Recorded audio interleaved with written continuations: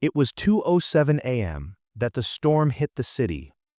Rain pounded on the glass front of the store, like 1,000 small hammers, and the wind howled through the open spaces of the automatic doors. Walmart was inside more a giant empty shell than a store.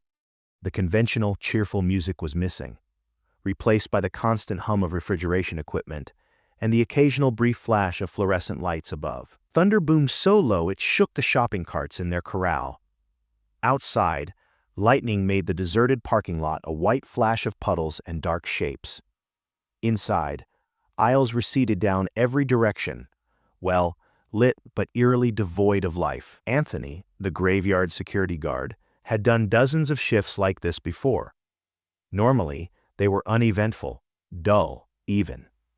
But tonight was different, heavy, the sort of quiet that is heavy on your skin and makes you think you are not alone, even when no one's there to see. Anthony wasn't used to working late. Night shifts? His work was primarily routine, patrolling up and down the aisles, making sure that no one had managed to sneak in after hours, and monitoring the rare late night shoppers who came in. But at this time of night, the store was normally vacant. He could hear his own footfalls echo back to him, reverberating off rows and rows of shelves filled with products no one would touch until morning. He had his regular pace, begin close to the electronics department, zip through groceries, and back up to pass by the stockroom doors. The overnight shift already left for home early due to the storm. So Anthony was by himself.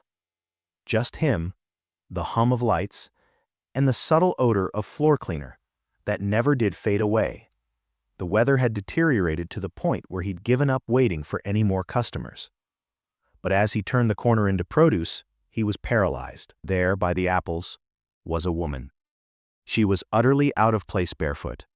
Her long, dark hair was stuck to her face and shoulders, water dripping onto the white tiled floor. She had on a pale nightgown, thin and saturated, stuck to her like she'd been in the rain for hours. In her hand she held a wet, crumpled brown paper bag. Anthony stepped forward, not knowing whether she needed him to assist her or whether he should telephone someone. He hadn't had a chance to say anything before she looked up. Her lips were a pale blue, her face white, and her eyes. Her eyes didn't seem to be looking at all. "Ma'am, are you all right?" he asked, speaking quietly. She didn't reply. She simply allowed the bag to fall out of her hands.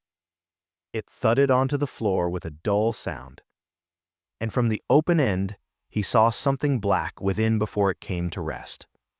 She turned without comment and strode away towards the frozen food shelf. Anthony trailed behind, his boots squeaking on the wet floor. When he reached the frozen foods aisle, she should have been just a few steps ahead. But the aisle was empty. The overhead lights hummed faintly, reflecting off the glass freezer doors in long, unbroken stretches. The only sound was the constant, mechanical whir of the refrigeration units. Anthony moved forward slowly, looking about. The aisle was direct, no turns, no doors. She might have slipped away through. And yet she vanished. That is when he realized the floor was bone. Dry, no footprints of wet, no trace of water anywhere. He began to wonder if he was dreaming. But then he saw it. Against the back freezer door, at the aisle's end, something dark and little lay on the ground. He moved toward it, each step sounding out. When he got down, his breath froze. It was a lone blackened rose. Its stem was broken in half, the petals curled and dry, but visibly damp, like it had just been picked from the wet paper bag. He extended his hand, hesitating before his fingers made contact with it. The flower was cold, cold enough to touch the glass of the freezer that stood behind it. He got the chills and looked over his shoulder, suddenly sure he wasn't alone. The aisle remained empty, but reflected in the doors of the freezers, he could have sworn he saw movement just above his left shoulder. A ghostly shape, long hair. He spun around, nothing. When he faced back to the glass, the reflection vanished. But tiny beads of water now were spilling down the freezer door, even though the air was as dry as bones.